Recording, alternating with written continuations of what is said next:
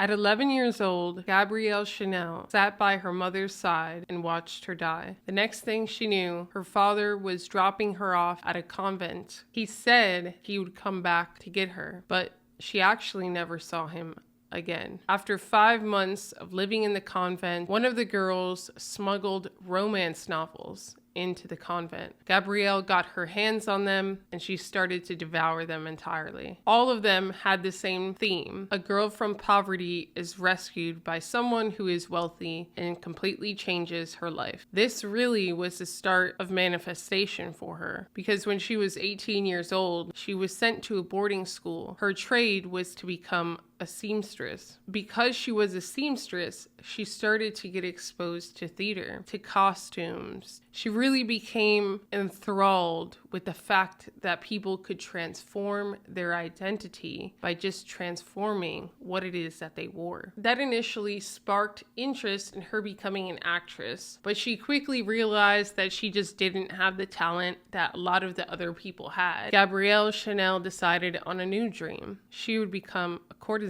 If you don't know what that is, that's a professional mistress. As fate would have it, she was granted the opportunity by a gentleman named Etienne, who had inherited his family's fortune and who obviously gravitated towards Gabrielle, who at the time was already known as Coco. With all the courtesans coming into the chateau, she realized that she was different. She realized that most of the courtesans were very voluptuous, but she was not. She had no curves at all. Having so much time on her hands, she had a new idea. She broke into Etienne's master bedroom. She started to borrow some of his clothes. She started to create new outfits. She would pair some of her own clothes with his open-collared shirt and a straw hat. As she experimented with these new outfits, she felt free because she didn't have to wear the corsets where she could barely breathe. The other courtesans watched her with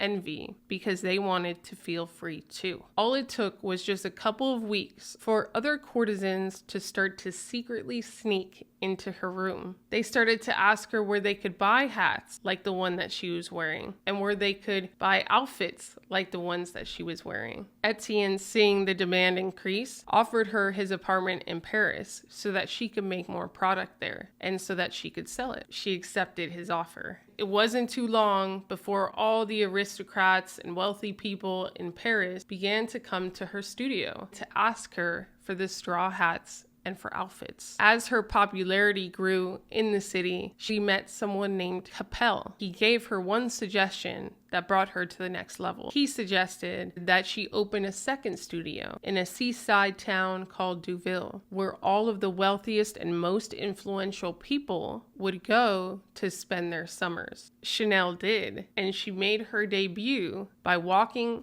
out onto the ocean and swimming in her custom-made swimming suit. Now, this was all the craze because women went to the beach back then, but they didn't go into the ocean. So swimming suits weren't even really a thing. Within weeks, women were fighting their way into her studio for their swimming suit. Chanel's pushing of the limits didn't stop there. The next thing she did was she took one of Capel's sweaters, she ripped it, she added buttons. That became the newfound cardigan style that we know today. She cut her hair short. Then that became a trend. Sensing momentum on her side and seeing the level of her influence rise, she started to give her clothes away without charge to the most influential women that were sporting her hairstyle. What would happen next is that these women, all looking like Chanel clones, would go into the most lavish and influential parties. They began to spread the desire for her outfits, for her haircut, for her style far beyond Paris. By 1920, she had become one of the leading fashion designers in the entire world, and arguably the greatest trendsetter of the time. Here are the top 5 things that we could learn from Chanel's story. Leveraging what makes you different. Chanel's body was not like the other courtesans, but that didn't stop her from leveraging what made her different. She knew that she couldn't leverage her physical assets to stand out. She started to dress differently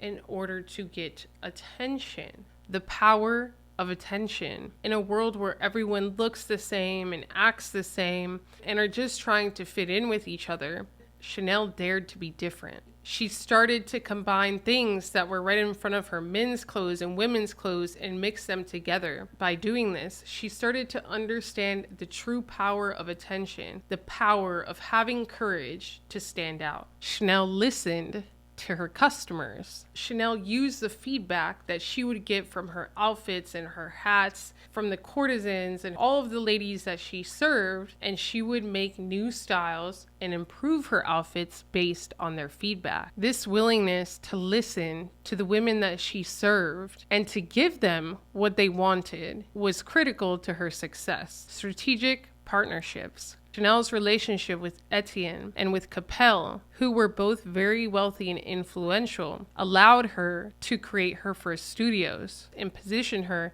in front of the most wealthy women in Paris was pivotal to her long-term success. Creating partnerships and building relationships with people that are influential can launch a business in the right direction. Innovation. Chanel wasn't afraid to try new things. She wasn't afraid to rip a sweater and add buttons to it. She wasn't afraid to go out onto the beach and swim in her swimsuit. She wasn't afraid to cut her hair short. And even if she were afraid, she did it in spite of the fear. It was her curiosity and her ability to try new things that really got people's attention. And that's what is necessary for someone to not just follow trends, but to actually be a trendsetter. Chanel understood that she couldn't reach the entire country of France and beyond France by herself. Her strategic ability to give her best clothes away to the most influential women in France was brilliant, because it was those women that were able to scale her brand and her notoriety far beyond France. She understood that she could not do it alone. If she wanted to go beyond Paris, if she wanted to go beyond France,